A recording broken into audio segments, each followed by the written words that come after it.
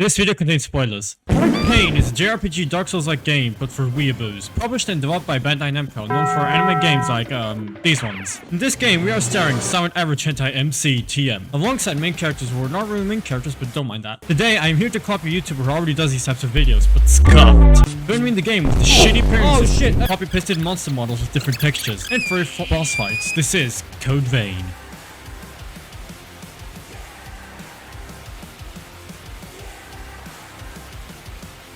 Let's go to the core concept of this game, which is the gameplay. You play with different types of weapons. You've got one-handed sword, two-handed sword, dances, guns, and a fucking hammer. I would go into further detail if I wasn't super proud to again. And then we have the Genshin Impact Burst and E skill that you can gain by attacking enemies with your blood wheel. It's pretty much like a freaking Tokyo Ghoul subplot. The skills are mostly useful for doing more damage or saving yourself from certain death. By that I mean your partner in-game can activate a skill and save your life. Those partners being side characters you meet along the way. We have Yakumo, the Chad, Lewis, the Chad, Random Engineer Girl, and Mia. Don't trust Mia. Friendship ended with Mia. And then we have Best Girl, Io. She is my beauty. I love her so much. Now let's go on to the Blood Veils and Blood Codes. Blood Veils are the secondary weapons of Revenants, aka glorified weapons, also known as ghouls. And they come in the form of the crawls, making the character creation section at the beginning of the game completely useless. Blood Veils affect your stats and weapon usage for some apparent reason. I am not gonna bother reading the wiki since I am tired. There are 4 types of Blood Veils: Alien Thorn of my Sword, Razor, E-Skill, and Doggo. I got the names completely incorrect, but that is okay. You can use up to 4 different types of attacks: Charge Attack, Normal Thrust, Parry, and a 30-minute long activation period of your Blood Veil, which causes in your for that. And then we have the game ender of this game, the parry system. 9 times out of 10, you will be failing to parry your opponent, thus ending in your inevitable death. To be honest, there are a lot of moments where I could have survived had I not tried to parry, but it feels so damn good to parry enemies. I could go on with the gameplay with 30 different monsters and who are literally copy-pasted but retextured, but I don't have the time for that because I want to go to bed.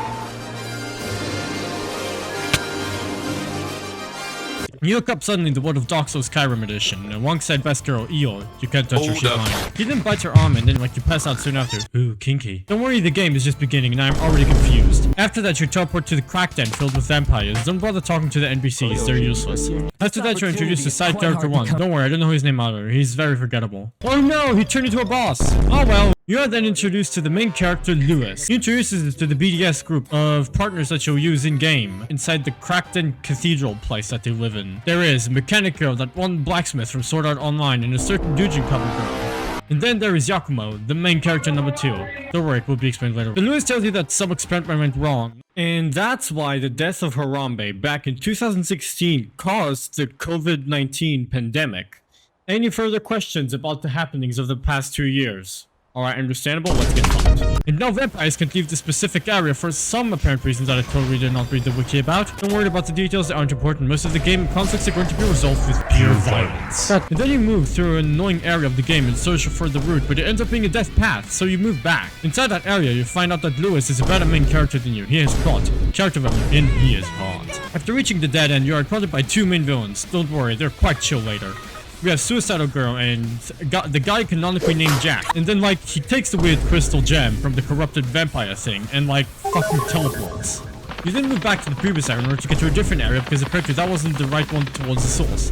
Now you enter this old sewer with the scariest creatures in existence. We have bugs that instant stun you. And Sonic the motherfucking Hedgehog, as well as your mom. Please don't hit me for that joke. After clearing Tsurumi Island, you reach that unerected tree and there you'll find, oh yeah, Mia. Oh, thank God, Mia! Oh, Mia, you sweet little bum! Mia, no! Do not die! Her Nissan is basically on the brink of death and he needs blood to live, so Yakumo, like the Chad that he is, he offers free blood with no charge. You reach the next boss where you find Nissan is fucking dead, and now you have to fight Hatsune Miku first though.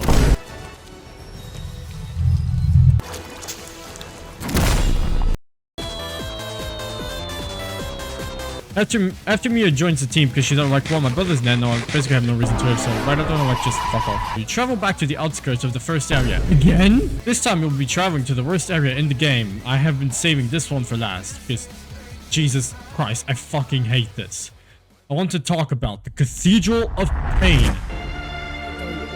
The definition of insanity is doing the exact same fucking thing over and over again, expecting shit to change. The Cathedral of White Blood is a labyrinth where the left takes you out from coming out to the right and the right throughout the left, where the right path doesn't even exist because that apparently isn't important. I have spent a total of 3 episodes on this region or something. Not just that, I died several times, losing all my EXP, having to come back to pick it up, and then finding one annoying boss while screaming Mia the whole fucking time. Oh, you motherfucker, I did come back before you later in the game. And then after screaming at Mia for approximately 8 hours, we reached the end of our destination where Eo's sister clone thingy is waiting at the entrance of the cathedral. Now here's the catch. Code Vein has 3 endings. And I've played this game before and got the neutral ending because I missed a fucking crystal gem. So this time I was aiming for the good ending, like the good Ligma Bale I am. Inside the cathedral, find the next boss, the furry woman, who is apparently a friend of Lewis, but nobody cares. She isn't going to be mentioned throughout the rest of the story. After you defeat Hydra Cynical, again, she sends you to the Shadow Realm. This scene is not skippable.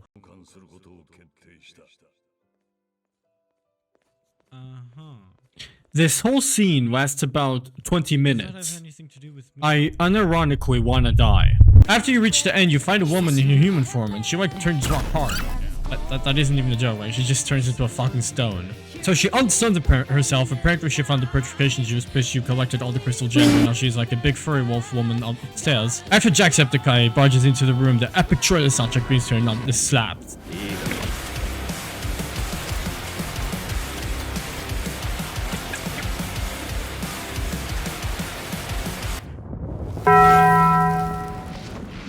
Wait, what? That's it?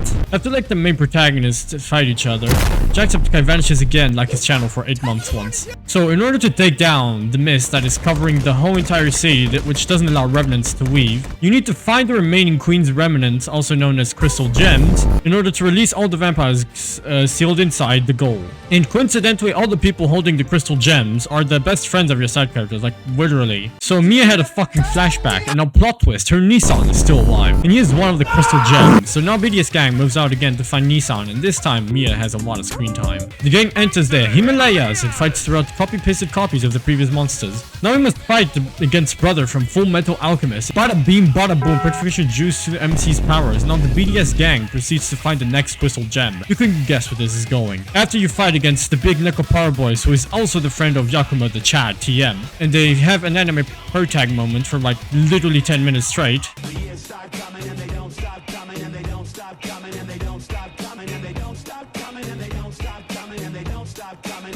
And then evil scientist, who apparently causes half of this, is like suddenly appears and stops you, and he's like, I am the main role, so I'm like gonna fuck all of you. Oh yeah, no homo, by the way. And then enter the final boss area filled with enemies who we have fought before, but this time they're more annoying. In this labyrinth we find spider monkeys, samurais, and copy-pasted. And then we reach the TF2 fighting arena, so we beat Pyro Gunslinger and Dancing Woman or something, I don't know. Yakuma and MC fight against evil scientist villain guy TM. Again, he's like, suck it, dudes, you're gonna fucking end this world. And so he releases the crystal gems that he kept all for himself, and proceeds to take down the mist surrounding the vampires. However, the plot twist is that the world outside is filled with 11-year-old Fortnite players. So the group decided changing their mind. They're like, the world is shit outside, so let's go back to quarantine. And now the group proceeds to undo what they've been trying to do from the beginning of the game.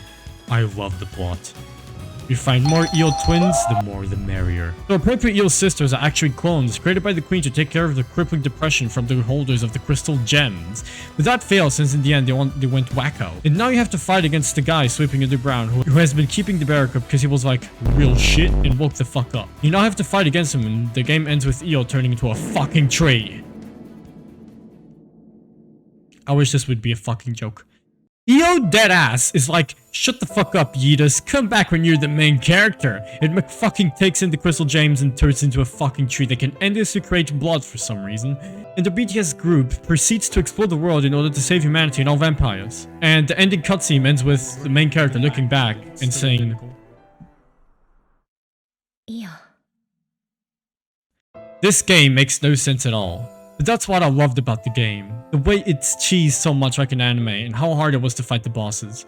I may have been bad at the game, but at least I had fun. And as you can tell, this was my first ever Dark Souls-like game.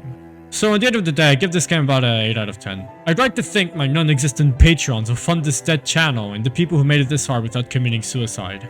Make sure to like and subscribe for more, or else I'm gonna come to your house and break your kneecaps.